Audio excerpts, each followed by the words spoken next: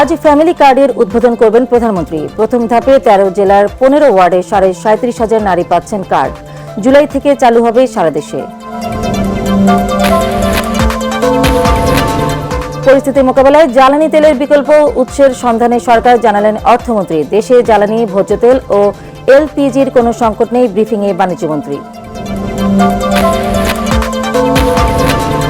রাজধানীর পেট্রোল পাম্পগুলোতে যানবাহনের দীর্ঘ সারি, রেশনিং পদ্ধতিতে তেল দেয় ভোগান্তি, বলছেন গ্রাহকরা। চাহিদা অনুযায়ী তেল সরবরাহের দাবি।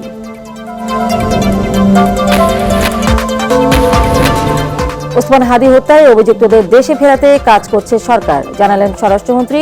সন্ত্রাসী ও চাঁদাবাজদের তালিকা প্রস্তুত, শিগগিরই অভিযান আইজিপি। জুলাই সনদ বাস্তবায়নে সরকারের অবস্থান প্রশ্নবিদ্ধ, অভিযোগ জামায়াতের। সংসদে অন্তর্বর্তী সরকারের সকল অধ্যাদেশ কার্যকর করা হবে, মন্তব্য নাহিদ ইসলামের।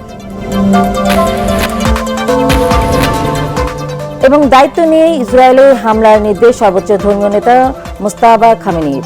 ইরানের তেল সমৃদ্ধ দ্বীপ দখলের চেষ্টা যুক্তরাষ্ট্রের, যুদ্ধ বন্ধে সৌদি আরবে চীনের প্রতিনিধি।